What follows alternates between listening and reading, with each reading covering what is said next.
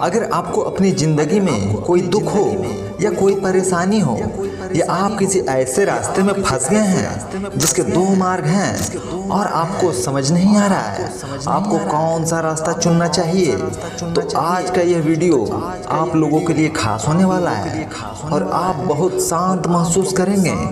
आपने यह कहावत तो अवश्य सुना होगा कि क्रोध से भर्म पैदा होता है, भर्म से बुद्धि व्यग्र होती है और जब बुद्धि व्यग्र होती है तब तर्क नष्ट हो जाता है और जब तर्क नष्ट होता है तब व्यक्ति का पतन हो जाता है। यह कहावत भगवान श्री कृष्ण ने स्वयं कहा था। श्री कृष्ण कहते हैं क्रोध एक ऐसा जहर है जो व्यक्ति को मारता तो नहीं लेकिन अपने जैसा विषैला बना देता है।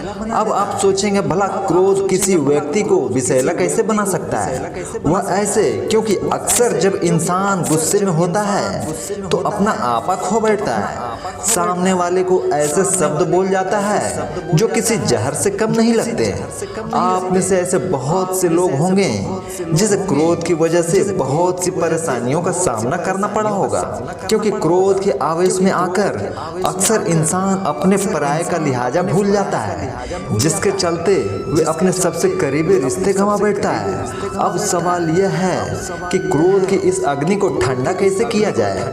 हम आपको एक कहानी के माध्यम से समझाते हैं। प्राचीन समय की बात है, एक छोटे से गांव में एक बुद्धिमान गुरु रहते थे। उनके कई शिष्य थे जो उनसे ज्ञान और जीवन के महत्वपूर्ण सबक सीखने आते थे। एक दिन एक शिष्य बहुत गुस्से में गुरु के पास आया और बोला, गुरुजी, मैं आपसे बहुत गुस्से में हूँ। मेरे मित्र ने मुझसे बहुत बुरी बातें कही और मैं अब उसके साथ संबंध तोड़ने जा रहा हूँ। गुरुजी ने शांतिपूर्वक मुस्कुराते हुए कहा, शांत हो जाओ और मेरे साथ आओ। वह शिष्य को एक शांत नदी के किनारे ले गए। नदी के पास पहुंचते ही गुरु ने कहा, इस पानी को देखो, यह बिल्कुल शांत है, लेकिन अगर तुम इस पर पत्थर फेंकोगे तो लहरें उठेगी। जैसे ही पत्थर की गति थम जाएगी पानी फिर से शांत हो जाएगा। शिष्य ने नदी में पत्थर फेंका और देखा कि पानी में लहरें उठी और फिर धीरे धीरे शांत हो गई। गुरु ने कहा, तुम्हारे गुस्से का भी यही हाल है। जब कोई तुमसे बुरा कहता है या तुम्हारे साथ गलत करता है तो वह एक पत्थर की तरह होता है जो तुम्हारे मन के शांत पानी को बाधित करता है। अगर तुम उसे और बढ़ावा देते हो तो लहरें तेज होगी, लेकिन यदि तुम शांत हो जाओगे तो लहरें सहते ही थम जाएगी और तुम्हारा मन फिर शांत हो जाएगा। शिष्य ने गुरु की बातों को ध्यान से सुना और समझा कि गुस्से में आकर सही निर्णय नहीं लिया जा सकता। उन्होंने महसूस किया कि जब भी गुस्सा आता है उस समय शांत रहकर सोचना चाहिए ताकि मन अस्थिर हो सके और सही निर्णय लिया जा सके। गुरु ने अंत में कहा, हर बार जब गुस्सा आए तो कुछ समय मौन रहो। जैसे नदी में पत्थर फेंकने के बाद पानी शांत हो जाता है, वैसे ही तुम्हारा मन भी शांत हो जाएगा और तुम अपने क्रोध पर विजय पा सकोगे। इस कहानी से शिष्य ने एक मूल्यवान सबक सीखा कि गुस्से में जल्दबाजी में निर्णय नहीं लेना चाहिए, बल्कि शांत रहकर समझदारी से काम लेना चाहिए। इसलिए दोस्तों, जब भी आपको गुस्सा आए तो कुछ समय के लिए मौन रहिए। इससे आपका क्रोध शांत हो जाएगा और आप बेहतर तरीके से स्थिति को संभाल सकेंगे। श्री कृष्ण कहते हैं, भय सबको होता है, चाहे वह पशु हो, पक्षी हो या मनुष्य। वास्तविकता में मनुष्य भय को अपने साथ लेकर ही जन्म लेता है। और इस भय से भय कैसा? यदि भय बुरा भाव होता तो क्या इसे हम अपने साथ लेकर जन्म लेते? वास्तविकता में भय हमें आगे बढ़ने के लिए प्रेरित करता है। अब देखिए, जीवन जीने का भय आपसे स्वयं की सुरक्षा करवाने का प्रयास करता है। अपमान का भय सदाचार की ओर बढ़ाता है। किसी प्रिय को खो देने का भय उसके लिए कर्तव्य पालन करने के लिए प्रेरित करता है। किंतु यह भय बुरा तब हो जाता है जब आप इसे अपने ऊपर हावी होने देते हैं, इसके लिए कुछ प्रयास नहीं कर पाते। इसलिए यदि इस भय को उपयोग में लाना है आपको स्वयं इस भय के ऊपर हावी हो जाना पड़ेगा। तो तोड़ दीजिए भय की सीमाएं, अपने आत्मा को छोड़ के किसी और के समक्ष सर मत झुकाएं और स्मरण रखिए, जब अंधकार से डरना छोड़ दोगे तभी दीपक बनकर प्रकाश दे पाओगे। जिसके अंदर डर स्वाभाविक है उनको अपने दिमाग और मन को एक बात समझाना होगा, अगर मुझे अच्छी जिंदगी जीनी है तो मुझे इस डर को जीतना होगा और इसके लिए मुझे योजना पूर्वक एक के बाद एक कदम उठाने पड़ेंगे। खुद को यकीन दिलाना ही होगा कि वक्त रहते ही खुद को बदलना पड़ेगा। अगर हम नहीं बदले तो वक्त ने बदलने की कोशिश की तो बड़ी तकलीफ होगी। पहले आप खुद से सवाल कीजिए, क्या मैं डर की वजह से आगे नहीं बढ़ पा रहा हूँ? क्या डर की वजह से मुझे सफलता नहीं मिल रही? अगर आपका उत्तर हाँ है तो चलो डर के अंदर जाते हैं। हमें ध्यान से समझना पड़ेगा हमें डर क्यों लगता है, क्योंकि हमारे अंदर आत्मविश्वास की कमी है। फिर सवाल आता है, हमारे अंदर आत्मविश्वास क्यों कम है?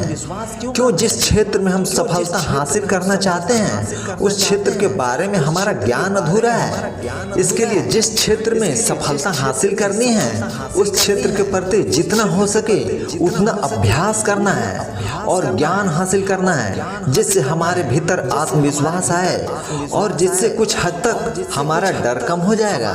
श्री कृष्ण कहते हैं, हालात को देखने का नजरिया तय करता है कि हमारा भविष्य कैसा होगा। जो लोग नकारात्मक सोचते हैं उनके जीवन में कई तरह की परेशानियां बढ़ने लगती है। जिस तरह हम लोगों की सोच एक जैसी नहीं हो सकती, उसी तरह चीजों को देखने और उन्हें समझने का हमारा नजरिया भी एक नहीं हो सकता। कोई इंसान ऐसा होता है जो हमेशा अच्छी चीजें सोचता है, तो कोई ऐसा होता है जिसके दिमाग में हमेशा बुरे विचार ही आते हैं। उसी तरह कोई व्यक्ति ऐसा होता है जिसमें कुछ ना कुछ अच्छाई जरूर होता है, लेकिन कोई ऐसा भी होता है जो हर चीज में कमियां ही निकालता है। दोनों ही सिचुएशन में दो अलग अलग तरह की सोच रखने वाले व्यक्तियों को लगता है कि वह सही है, सही सोचने वाले को लगता है कि वह सही है और गलत सोचने वाले को लगता है कि वह भी सही सोच रहा है, लेकिन कहीं ना कहीं दोनों में से कोई एक व्यक्ति ही सही है। अब मैं आपको एक छोटी सी कहानी के माध्यम से समझाता हूँ कि हमारा लोगों और जिंदगी के प्रति नजरिया कैसा होना चाहिए। एक छोटा सा गांव था जहां एक युवक रहता था। उसकी परिस्थितियां बहुत कठिन थी, उसके परिवार की आर्थिक स्थिति ठीक नहीं थी और गांव में संसाधनों की भी बहुत कमी थी।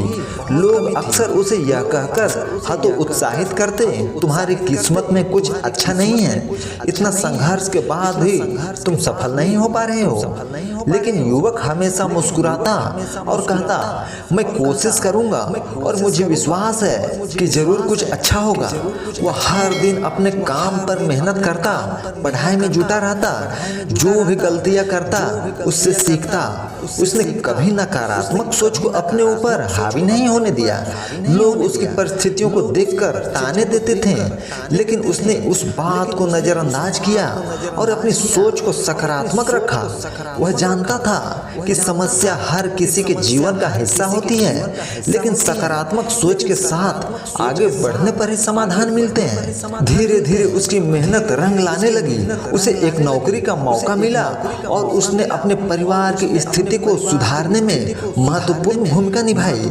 लोग अब उसकी तारीफ करने लगे जो कभी उसकी आलोचना करते थे। इसलिए अगर हम हर परिस्थिति में सकारात्मक सोचें और दूसरों की गलतियों से सीख ले तो हम सफलता की ओर अग्रसर हो सकते हैं। जीवन में मुश्किलें आती है, लेकिन हमें सकारात्मक नजरिए से देखना और धैर्य के साथ आगे बढ़ना ही असली जीत है। श्री कृष्ण कहते हैं, मन चंचल है किंतु यह हमारे अधीन है और हमारी अनोखी शक्ति है जिसके सही उपयोग से हम किसी भी बाधा को पार कर सकते हैं। आपका दिमाग आपके जीवन में अच्छाई के निर्माण के लिए सबसे महत्वपूर्ण है, लेकिन अगर इसका सही उपयोग नहीं किया जाए तो यह आपके जीवन का सबसे विनाशकारी बल हो सकता है।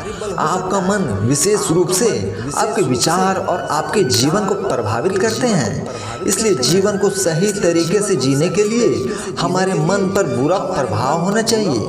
और यह हमारे अनुकूल ही कार्य करना चाहिए।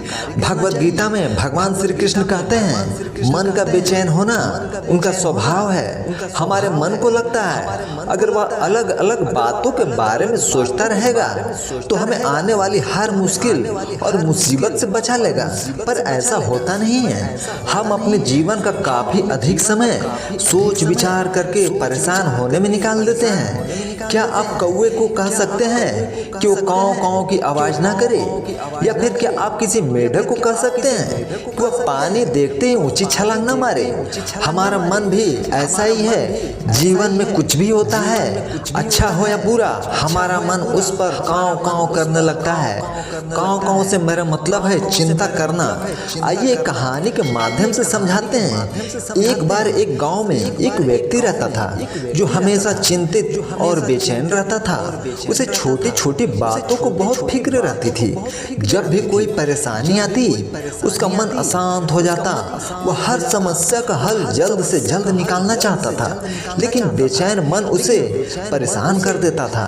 एक दिन वह एक बुद्धिमान बुजुर्ग के पास पहुंचा और बोला, मुझे शांति नहीं मिल रही, मेरा मन हमेशा उलझा रहता है, मुझे क्या आप कोई उपाय बता सकते हैं? बुजुर्ग ने मुस्कुराते हुए उसे एक कांच का गिलास दिया जिसमें पानी भरा था और कहा, इसे बिना गिराए इस बगीचे के चारों ओर लेकर घूमो, लेकिन एक बात ध्यान रखना, तुम्हारा ध्यान सिर्फ इस गिलास पर होना चाहिए। वह व्यक्ति गिलास लेकर धीरे धीरे बगीचे में घूमने लगा। उसका पूरा ध्यान इस बात पर था कि पानी न गिर जाए। वो बहुत सावधानी से चल रहा था। जब वो चारों ओर घूमकर वापस आया तो बुजुर्ग ने पूछा, कैसा महसूस हुआ? व्यक्ति ने कहा, मैंने गिलास को बिना गिराए संभाल लिया है, पर इस दौरान मैं किसी और बात पर ध्यान नहीं दे पाया। ना ही मुझे कोई चिंता हुई, ना ही कोई बेचैनी। बुजुर्ग ने मुस्कुराते हुए कहा, यही जीवन का रहस्य है। जब हम अपने मन को किसी एक चीज पर केंद्रित करते हैं तो बाकी परेशानियां धीरे धीरे छोटी हो जाती है। हमारा मन शांत रहता है क्योंकि हम उन उलझनों पर ध्यान नहीं देते। जैसे तुमने सिर्फ गिलास पर ध्यान दिया, वैसे ही जीवन में जब तुम अपने काम और वर्तमान पल पर ध्यान केंद्रित करोगे तो मन शांत हो जाएगा। मन की शांति के लिए आवश्यक है हम वर्तमान में जिए, अपना ध्यान एक जगह केंद्रित रखें और छोटी छोटी परेशानियों को अपने मन पर हावी ना होने दें। जीवन में हमेशा चिंताएं रहेगी, लेकिन हमारा मन शांत तब रहता है जब हम खुद को उन चिंताओं से दूर रखते हैं और अपने काम पर ध्यान देते हैं। दोस्तों, इस वीडियो में इतना ही। मिलते हैं अगले वीडियो में, तब तक अपना ख्याल रखिएगा।